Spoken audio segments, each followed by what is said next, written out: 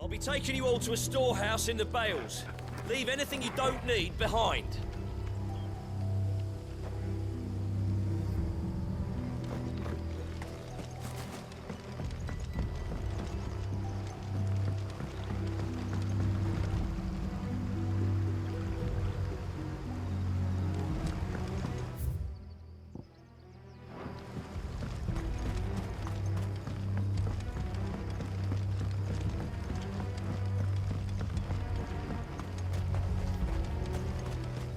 If you're ready, we leave at once.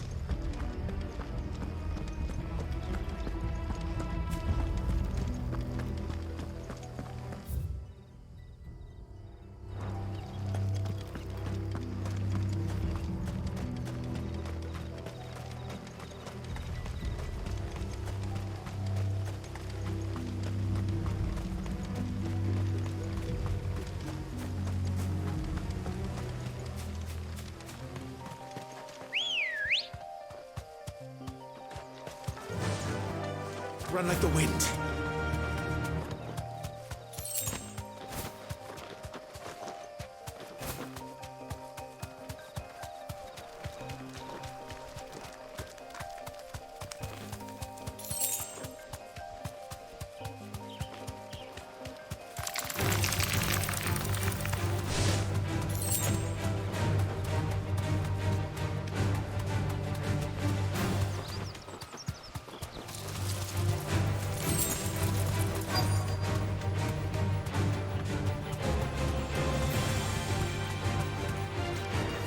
Safe.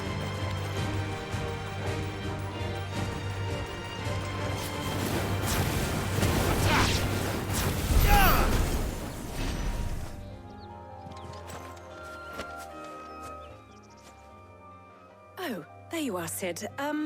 Thanks so much for coming.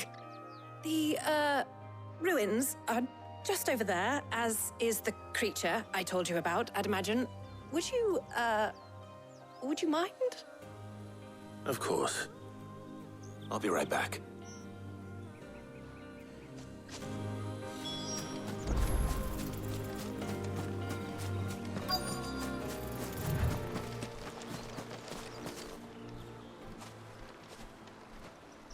Anybody home?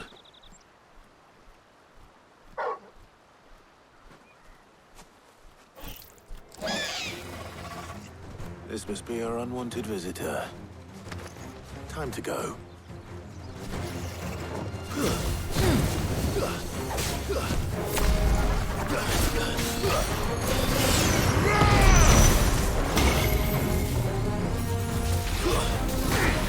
Too slow.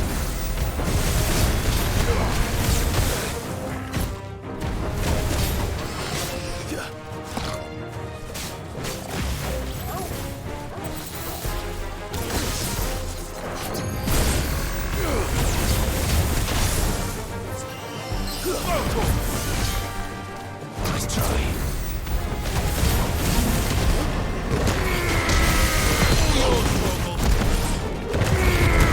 This one.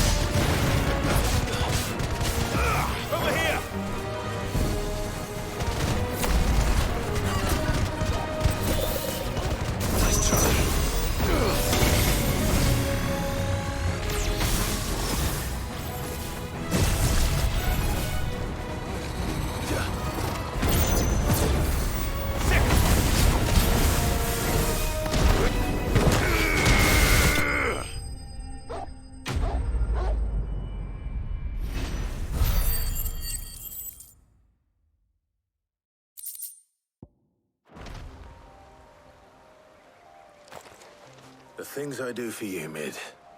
Sid! Oh, thank goodness you're safe. You shouldn't have any trouble now. Indeed. Well, don't let us keep you. We'll, see that everything is transported safely back to the hideaway. All right. I'll let Mid know you're on your way.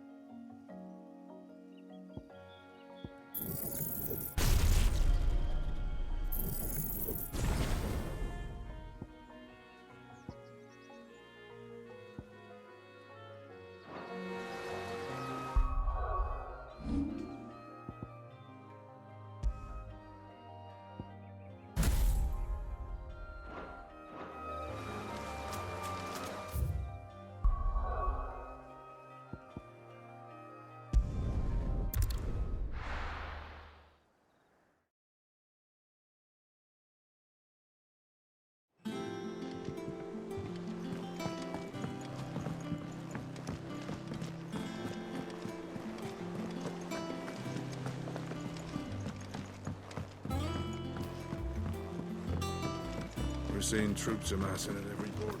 No surprises there. Welcome to the Patron's Whisper. Is everything we've received and everything promised? Here you are.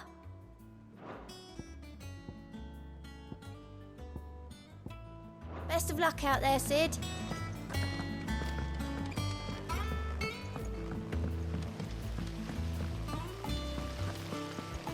When it comes to boyish charm, Goops has an indomitable rival.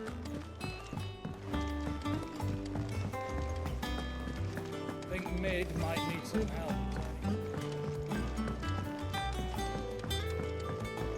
If I don't come up with something soon. Mid. Helena has recovered the material for the helm. She'll be along shortly. Excellent. Another job well done. And just one remaining. Right. Right, the shielding. This one's a bit of a bugger. How so? The plating's enough to stop the engines going pop, but those things will still be spitting out enough fire to set the rest of the ship ablaze. Which is why you need proper shielding. A prison for the dragon's breath that's blazing away inside. I thought a triple thick layer of tempered steel might do it. Or more of the stuff that the Fallen use, but they'd both be too heavy. The helm and the plating are bulky enough as it is. Add any more weight and the whole ship would be at the bottom of the briny before we'd even started. I need something light. But I've racked my brains and I just can't think what would do it. Well, if I were in need of obscure knowledge, I know whose counsel I would seek. Harpocrates. Tomes? Yeah, well, I'd thought of that, obviously. I've got all the details written down here. Can you take this to him, see what he makes of it? Right away.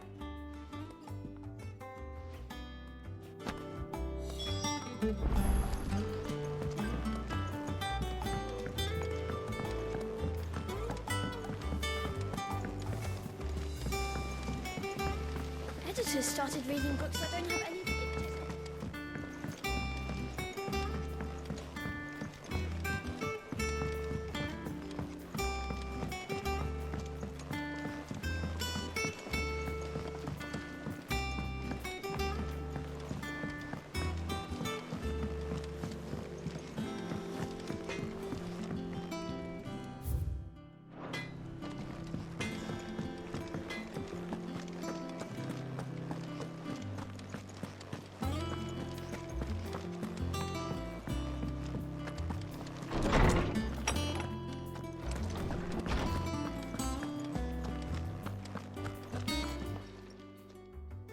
Harpocrates, do you have the moment?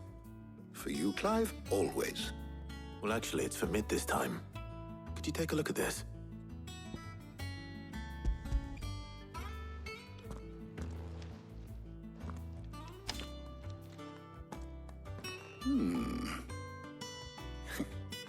Shielding for a mithril engine. Whatever will that girl think of next? And what are these notes around the edges? She has some specific requirements for the materials.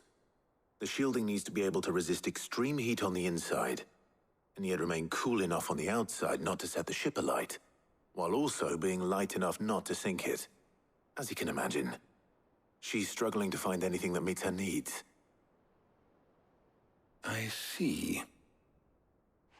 I wondered if you might know of a solution, or if you might be able to search the records for one.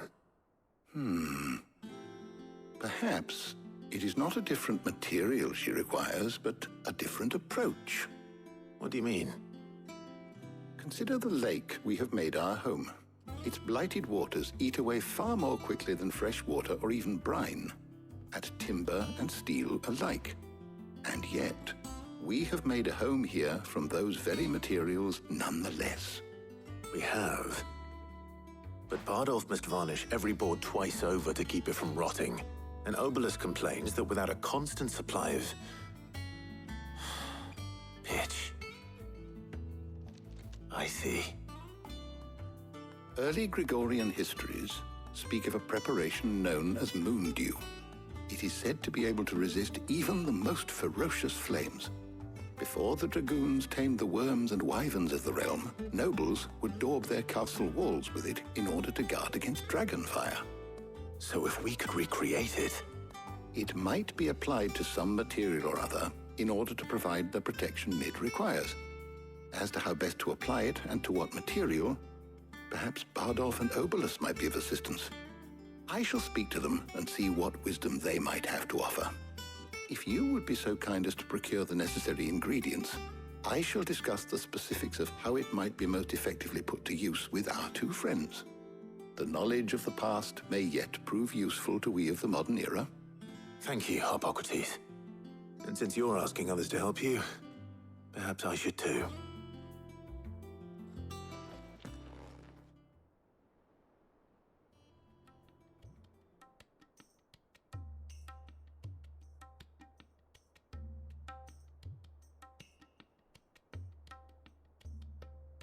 So you need a hand, do you? We do. I'll be heading to market for the ingredients we need. I could do with some help. And some company, too. The other can assist me in researching how best to prepare the shielding itself. Can we count on your aid? Always. Well, if Jill's game. Thank you. I am sure either of these fine young minds would prove indispensable in my research. I leave the decision as to who will go with whom in your capable hands, Clive.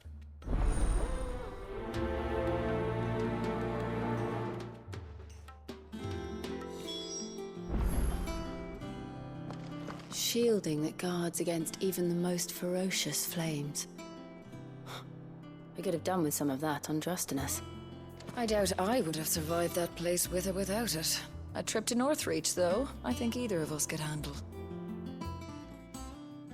So, Clive, have you made your decision? Who will accompany you on your little excursion? Very well. So then, what do we need to find? I have taken the liberty of preparing a list. Here. White chocobo eggs. Pepio nuts. Are you sure this list is right? Everything on here seems very edible. I would have thought the ingredients would be a little more exotic. Though these items may seem mundane, they have potent effects that are rarely exploited, effects for which they were once highly prized. So much so, in fact, that they were harvested almost to extinction, hence moon dews having fallen from favor. Now, of course, they can be obtained with ease. You should be able to find everything you need at the market in Northreach. Is that so? I've been meaning to visit Northreach anyway. I'll set out now. Join me there when you're ready. I will. Until then. You two enjoy yourselves. You too, Talia.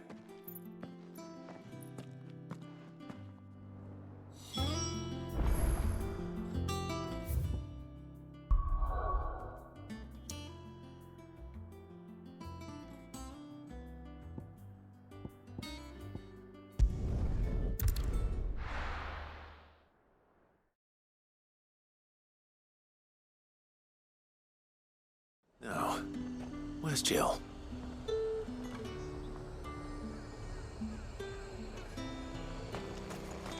There's talk that the glass gate flooded. Do you see anything you like? I'll be here if you need me. Keep them pilchards nice and chilled. Are those Pepio nuts? How goes the hunt for ingredients? I've only just started. I'm sure everything we need is somewhere amongst all these stalls, though. Why don't we split up and see? We'll take a couple of ingredients each. All right. What am I looking for? How about you look for the Pepio nuts and some garlic? I'll find the other things we need. We can meet by the gate when we're finished.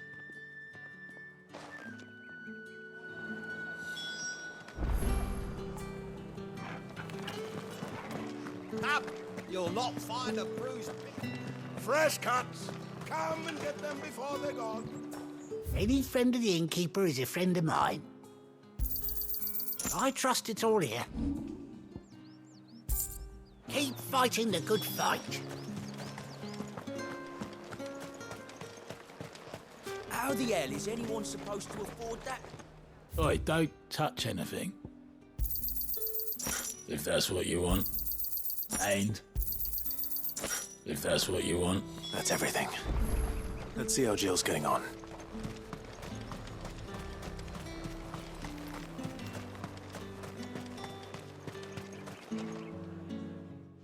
Did you find everything?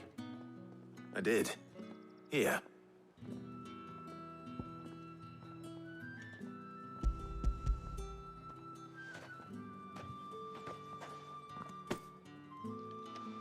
Garlic and Pepio nuts. Perfect. Now, all that remains is for Harpocrates to somehow turn all this into what Mid needs to keep her engine cool.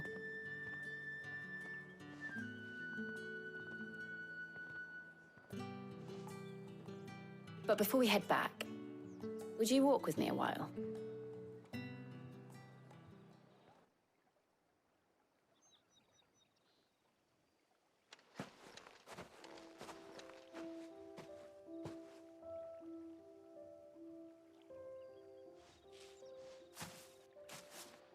Thank you for asking me to help you today. It makes a nice change. It does. It's good to get away from all the battle and bloodshed for once. Just being here reminds me of when we were children. Do you remember? Walking down Market Street in Rosalith, taking in the sights and smells. How could I forget? What with Torgal's antics. Remember how his nose would prick up at the scent of sausages? He'd go racing away and we'd have to go running after him. We wouldn't catch you now, would we, boy? Was there anything you wanted to buy for yourself while we're here? There was, yes. Well, sort of. Molly in the kitchens told me about a place that sells particularly good pies. Thought you might like to share one with me. I would. Thank you. And I saw some bread.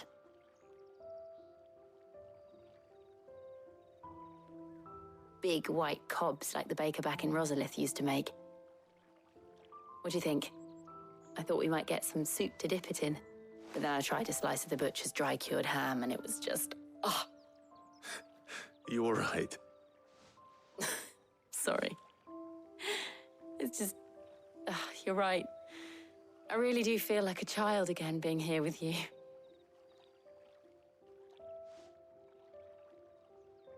Clive. Is it wrong of me to enjoy this? No, Jill. This is how life should be. And it's how our lives will be when our work is finally done. When we can live on our own terms. I hope so. Thank you, Clive.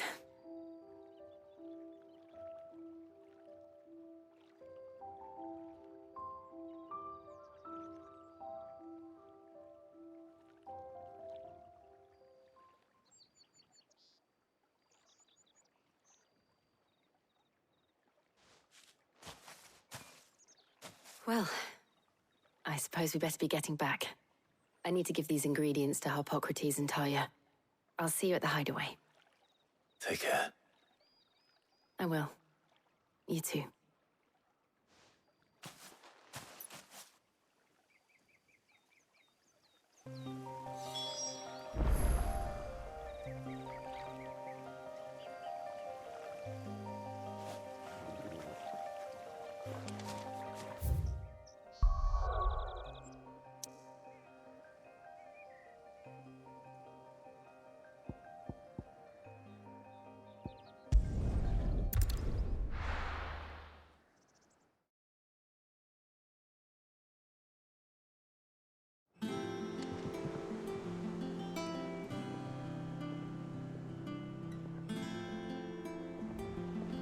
I wonder how Harpocrates is getting on with the moon dew.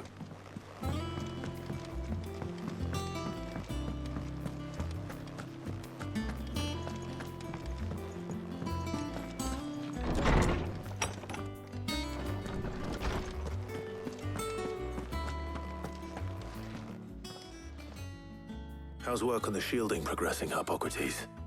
Well, very well indeed. And thanks in no small part to your kind assistance. I was just explaining to Talia how we might best go about preparing the moon dew. And now that we have all the ingredients, we may begin. You can count on me. I've mixed more than a few mysterious concoctions in my time. I'm sure you have. What about the shielding itself? Work is underway, under the watchful eyes of Bardolph and Obolus. Apparently, it'll be ready soon. Thank you. All of you. Right then. Jill, would you join me in the infirmary? Many hands make light work and all that. Of course.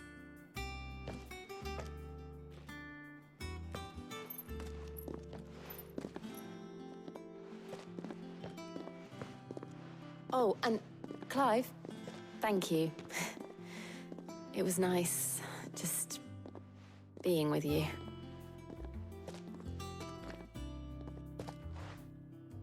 It appears our work here is almost at an end. A shame.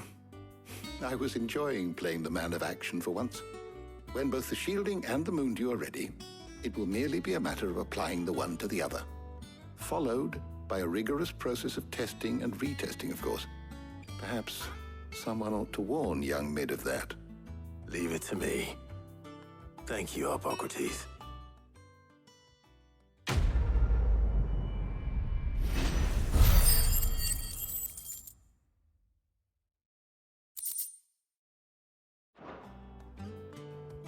Well, I'd better go and give Mid the good news then.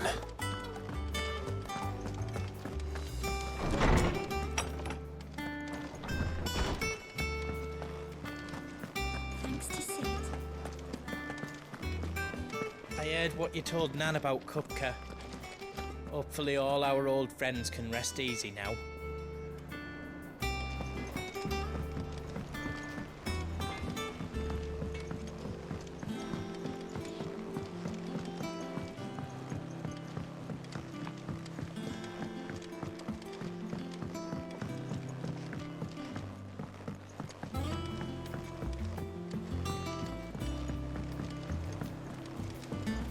Editors started reading books that don't have any pictures in.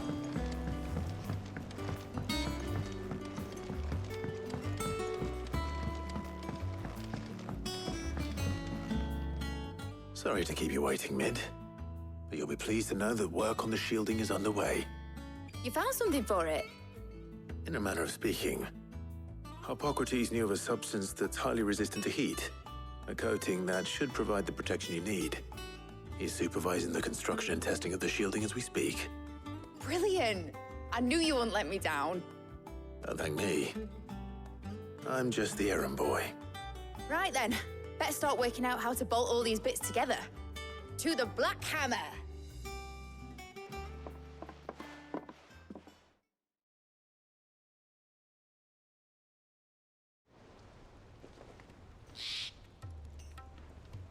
You know, when I got into the smithing game, I thought I'd be making swords and shields, not thermal bleeding didgeridoo-dahs. Displacement stacks. Same difference. Whatever you call it, I ain't putting it together in here. It's cramped enough as it is. Let's take this outside.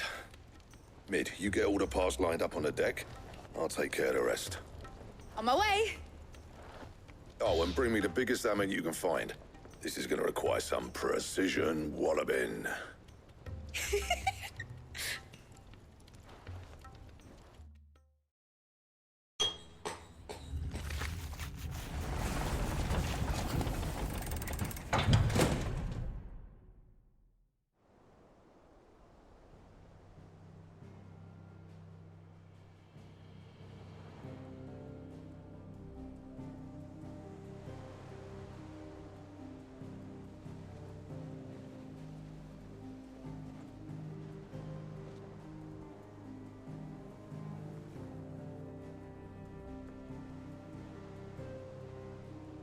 It's finished! It's finally finished! Thank fuck for that. I'll be feeling my hammer arm for weeks. Thank you, Clive, Blackthorn, everyone. That's one down and just 3 more to go. I'm sorry. Oh, didn't I tell you? The Enterprise has 4 mithril engines, and we'll be needing a displacement stack for each. You don't mean... Don't worry. Now they've got a finished one to work off, my gang in Canva can build the rest. Good luck to them, I say. Right, I'm off to get a sling for this elbow. Any other work comes in, keep it to yourselves, eh?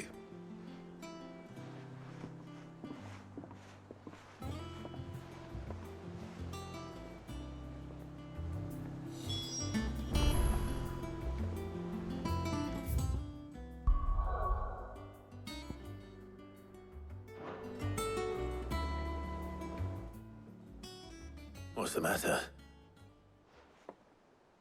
Nothing. Just daydreaming. Thinking about the Enterprise sailing off over the horizon to shores unknown. Searching for a land untouched by the Blight. Just like me and my dad planned. So if the worst came to the worst and every scrap of soil in the Twins turned black, we might still have a chance. That's what she was meant to be. You see, one last chance just in case we needed it. But now she's so close to being finished, I've realized I don't want it to be that. I don't want it to be just a lifeboat for us to cling to if things get desperate. I want people to sail aboard her by choice, not from the lack of it. In a world where we're not just trying to survive, but where we can actually live. I'm working on that. And I'll do everything I can to get you what you want. Don't you always? All right. My mind's made up.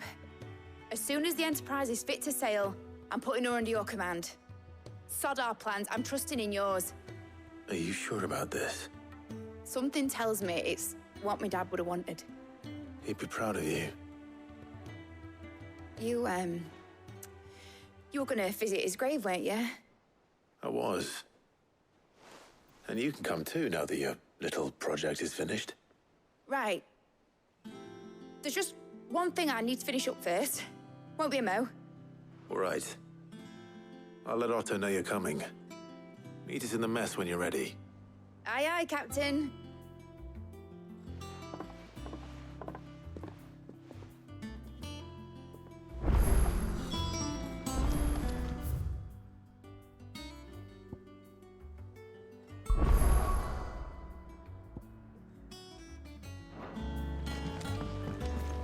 Is that the thing Tomes helped to build?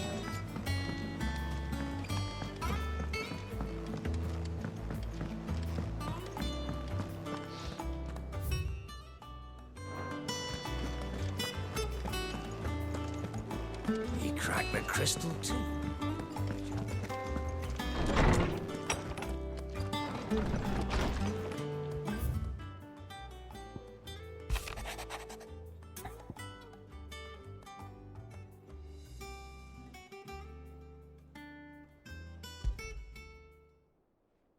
Trouble with the ledgers.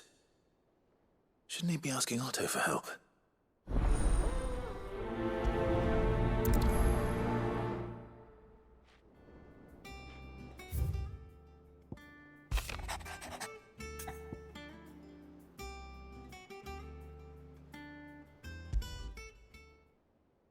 What could be wrong with Torgor? He seemed well enough when I last saw him.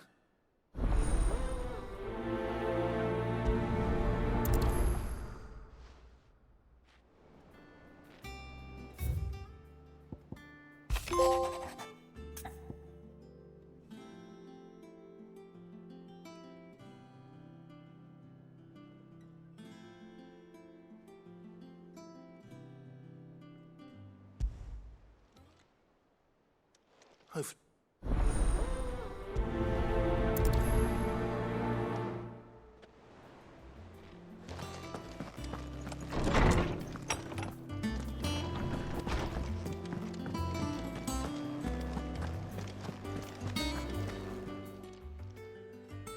I got your note. You think something's wrong with Torgor? So you can read. Congratulations. But I didn't say I were wrong with him. I said something weren't right. He's not been eating me treats. He used to love cracking the bones from Molly's boiled brown, but now he won't so much as look at them. Didn't like him.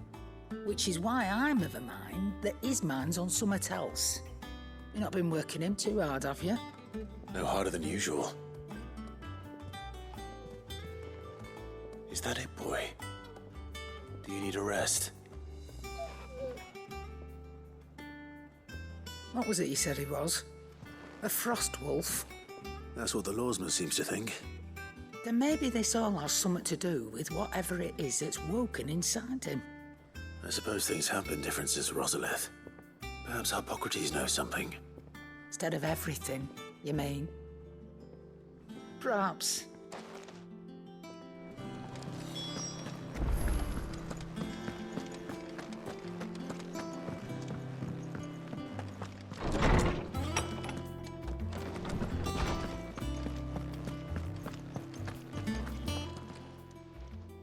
Lawsman, I need to ask you about Torgor. Something's not right with him. He isn't ill, is he? I don't think so. But according to Lady Karen, he seems to have lost his appetite, which is certainly a new development.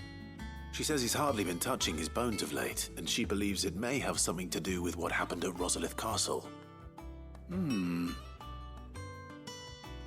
rather think she might be right, though not about his appetite.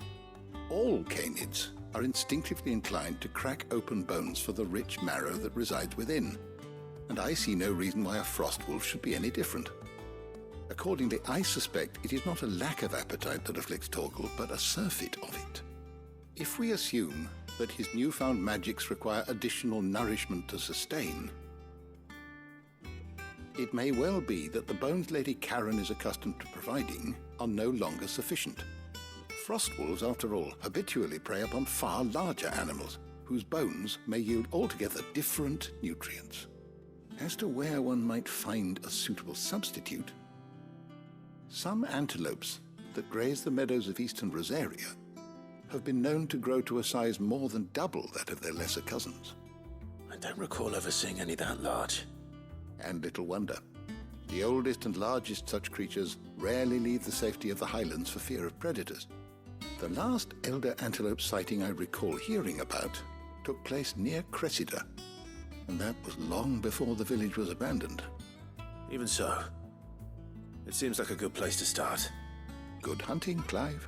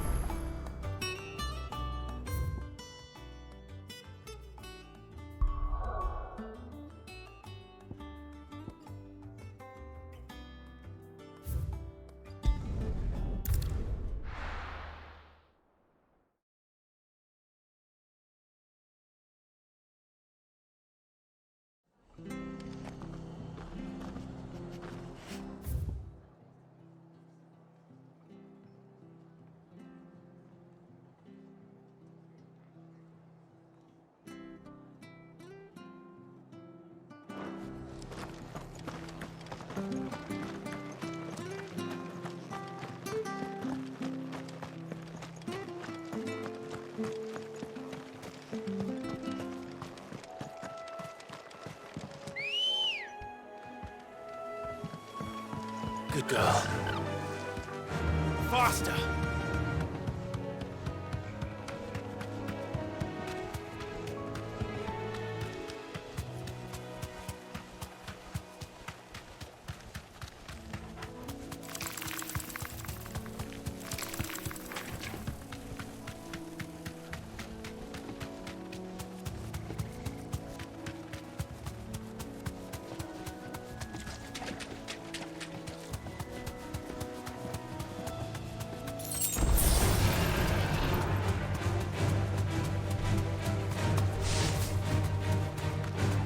Well, it's certainly quiet.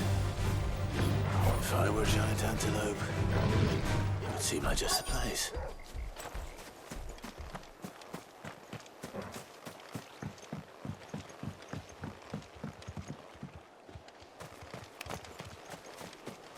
Yeah, we'll find one bigger than that. You hungry, Torgal?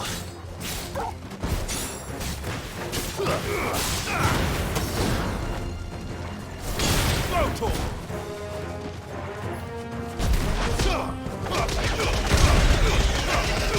All yours, Torgal!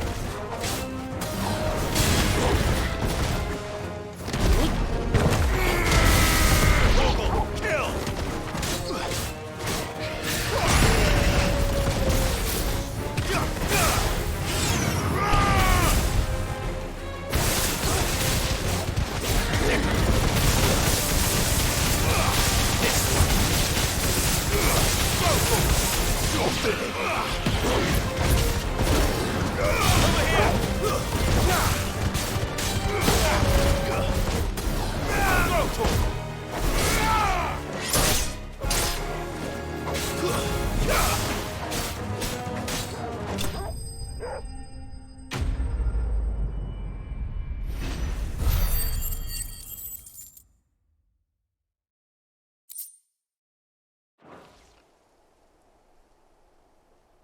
Now.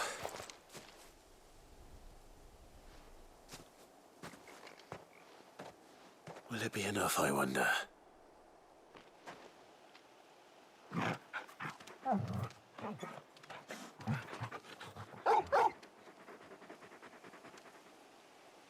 I say that answers my question. Which means we owe the lawsman our thanks. You're just a big puppy, aren't you? A very big puppy.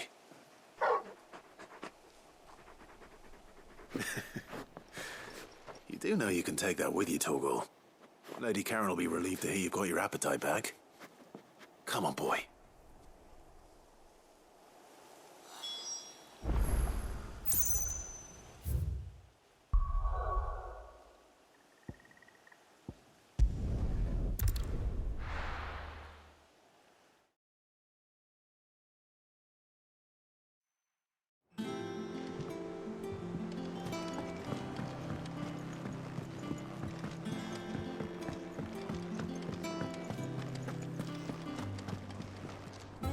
I noticed you and Torgal had gone off somewhere. Take him for a walk, did you? You could say that.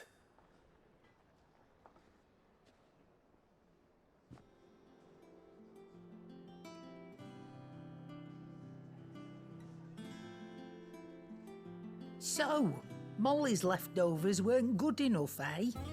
That'll teach me for treating you like you're still a pup. All right, no need to shout. Now we know what you're after, I can see about getting some in. Speaking of which, I brought one for later. Can I leave it with you?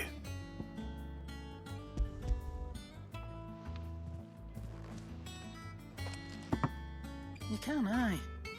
I'm nice like that. In return, you can thank Tomes for me. The bloody know-it-all. I was just on my way to see him.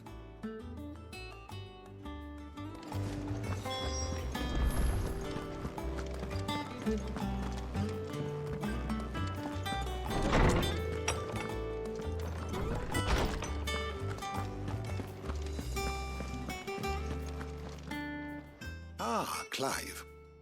Were you able to locate your quarry? We were indeed, lawsman. You pointed us in exactly the right direction.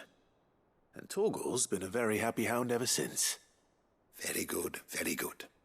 Lady Karen sends her thanks, by the way, for your part in solving the mystery. Ah.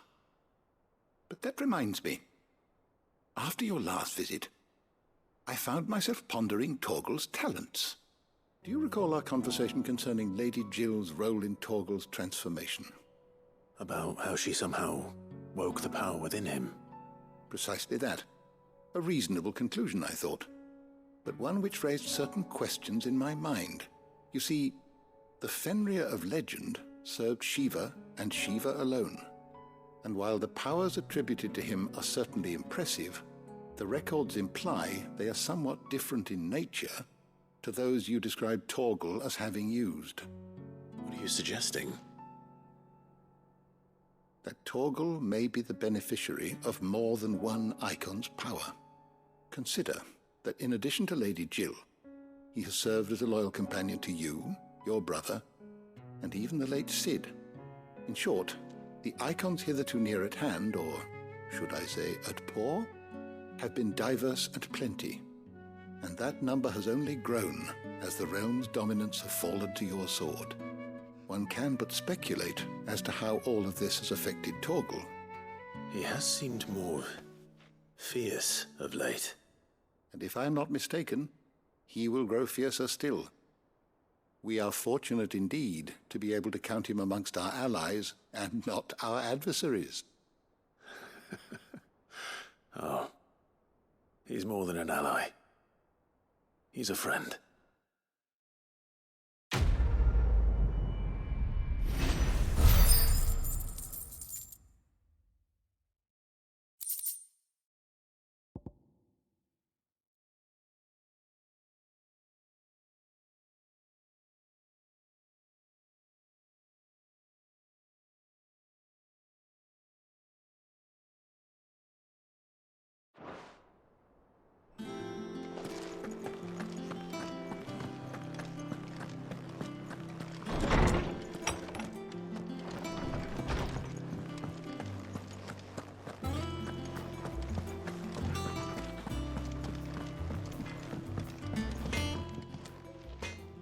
Blackthorn, do you have a moment?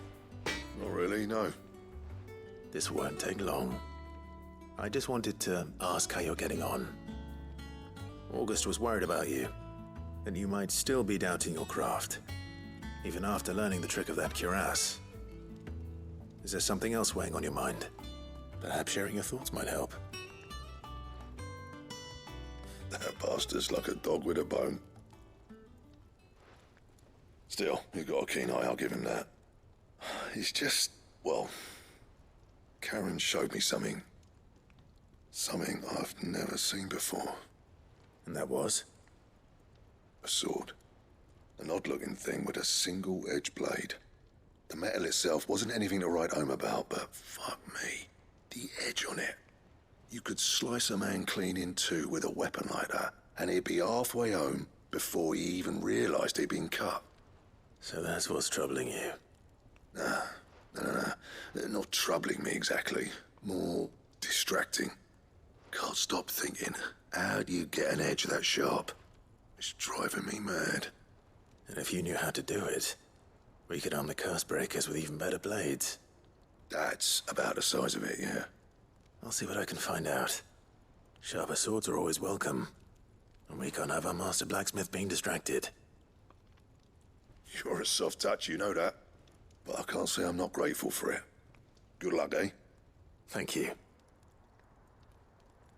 Let's see what Karen knows about this sword.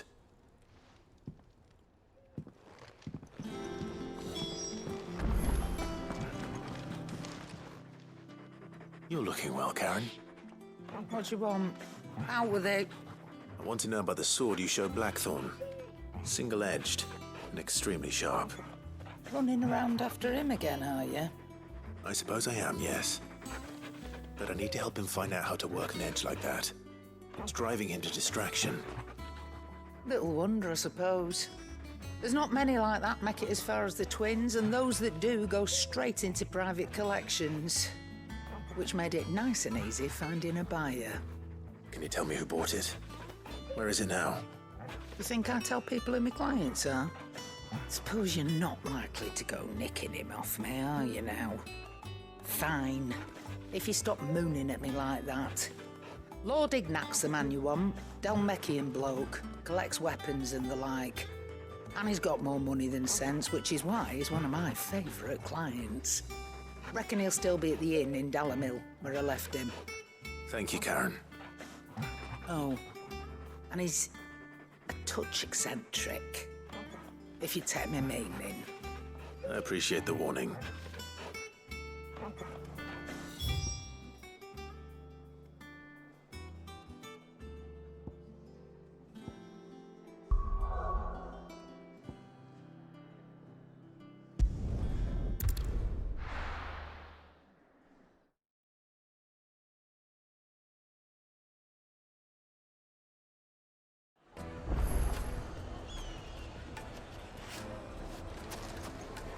People take notice of wealthy men.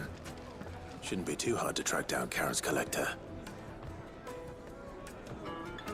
Back again, are you? Any more trouble and you'll be barred for life, however deep your friend's pockets might be. Its fang is gone. Yeah. The whole mother crystal gone. Listen. What are we gonna do? I've got this theory. We don't know for The sure. fallen. I don't think they all fell. Some of them are still living among us. You could be one of them. I could be one. Welcome. If you're hoping for a bed, I'm afraid you'll have to look elsewhere. One of our wealthy patrons has purchased the use of every room, hoping to keep out the riffraff, as he puts it.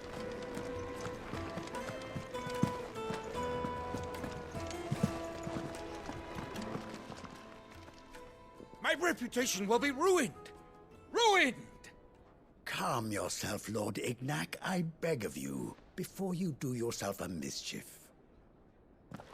Pardon the intrusion, but... Out! Get out! I paid for these rooms so I wouldn't be disturbed. Leave me be! Please, allow me to apologize. His lordship is going through a difficult time, and he's never been fond of guests arriving unannounced. Radim! Get rid of the filthy oaf this instant! Very good, Lord Ignac. Would you mind stepping outside for a moment?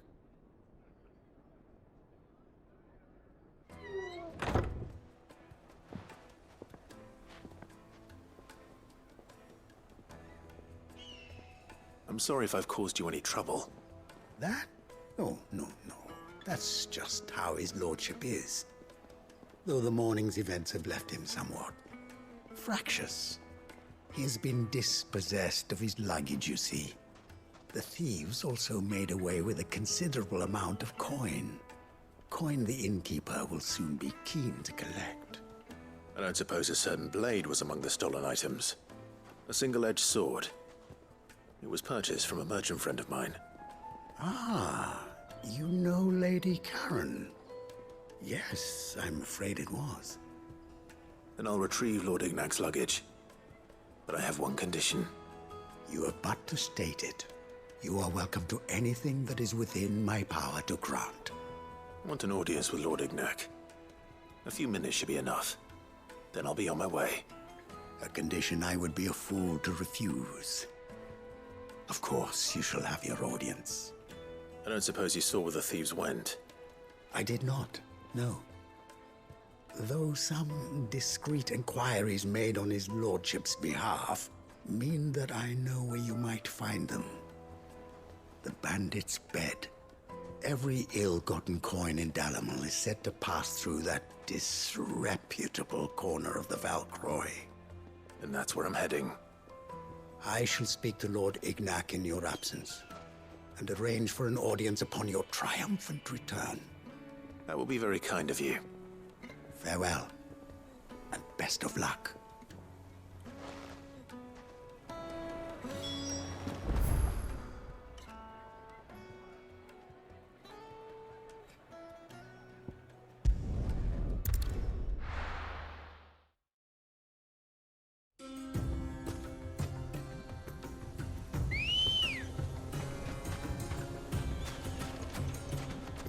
Good girl. Yeah!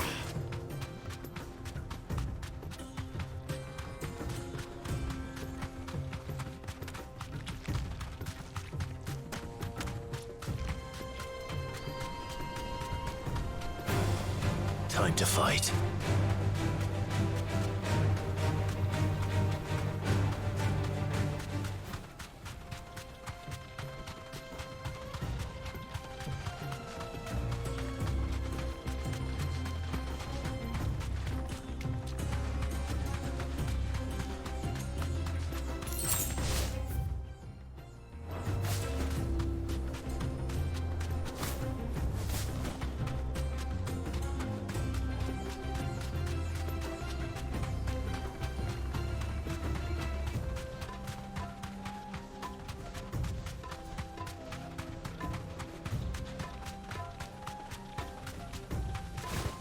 Yes!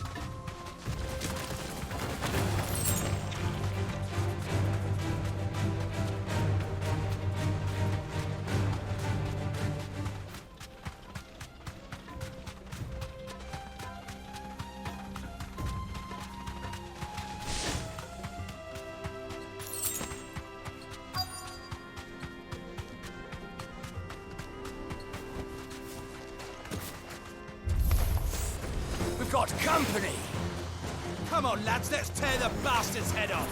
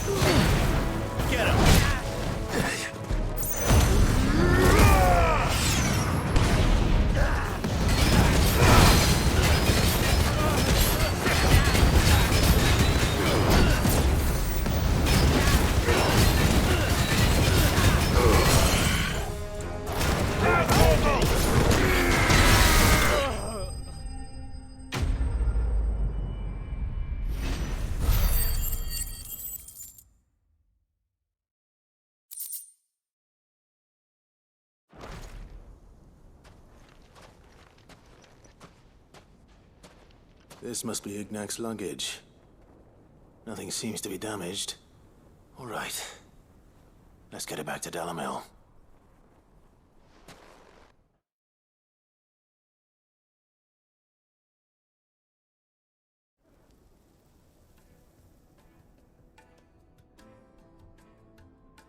I hear I have you to thank for the return of my effects.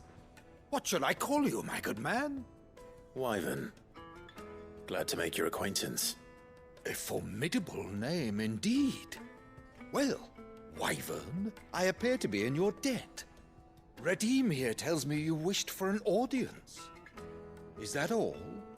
A few moments of your time should suffice, yes. You're a peculiar fellow, Wyvern. All right, speak. Master Wyvern was wondering if you could tell him about a certain single-edged sword you recently acquired. Oh, a true work of art, that one. Karen drove me hard on the price, but I would have sold her Radim here to get my hands on that sword. It was made in the Outer Isles, far beyond the Twins, and is used exclusively by the practitioners of a unique school of swordsmanship. They believe no combat should ever exceed a single strike, and hone their blades to such perfection that none ever does. Each sword is made for that one perfect stroke, and for that stroke only. They crack upon a second blow. There's a brutal sort of beauty to it, really. But how do they hone such an edge? Fine question. Why, they use a whetstone, of course. Whetstones, rather. A whole array of them, ranging from the coarse to the fine. 10,000 licks with the sharpening stone, then 10,000 more. But it is the final stone which lends the blade its legendary sharpness. A mineral quite foreign to this great realm of ours. And that is the key. The secret ingredient. Wyvern, it occurs to me that my little lecture is hardly equal to services rendered. Take this, together with my regards. The very stone of which I spoke, far rarer among collectors than even the blade itself, and a far more fitting payment. Thank you. Pardon the intrusion, my lordship. However, it is long past time we prepared ourselves to depart. So it is. I am locked in bitter competition with a rival collector of curiosities. I am one step ahead of the unscrupulous scoundrel, but he is hard at my heels.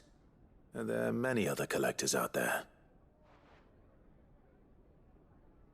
Too many to count, but only one do I consider my nemesis. Lord Byron Rosfield, and is a perennial thorn in my side. I can imagine. Farewell, Wyvern. May our paths cross again. Radim, we mustn't dawdle.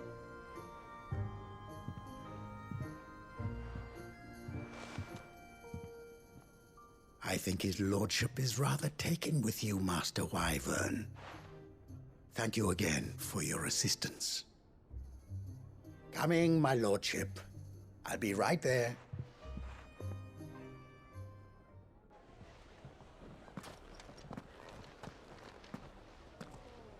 Trust Uncle Byron to find such an interesting rival. Now, let's see what Blackthorn makes of this whetstone, shall we?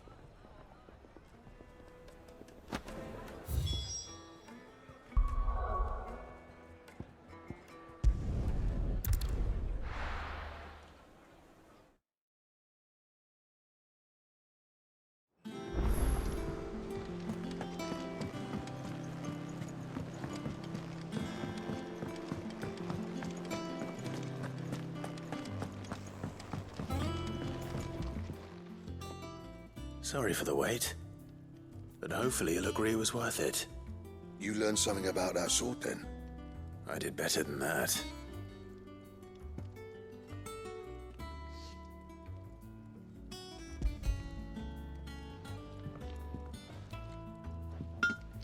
A whetstone? Yes, but not one you'll find anywhere in Valisthea.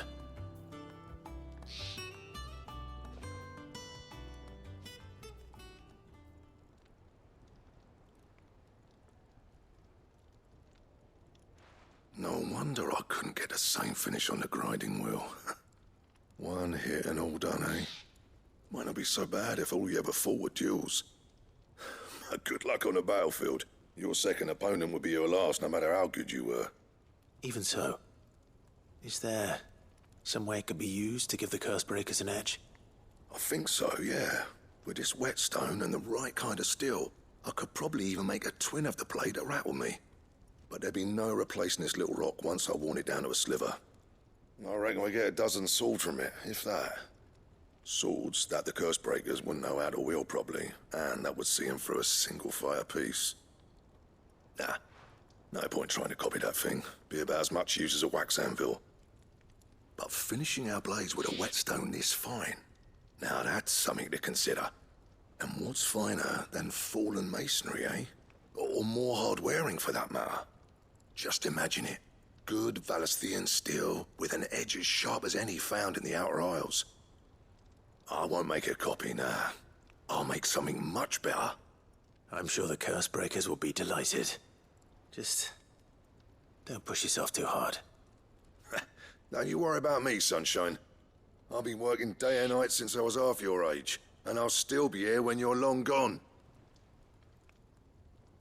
Hey, thanks, Clive. I mean it. I owe you one, August too. It's good to know someone's looking out for me. He'll be happy to hear you said that. And I'll see that my debt to you's paid. First new blade I make's got your name on it. You come and find me when you've got the materials. All right. I will.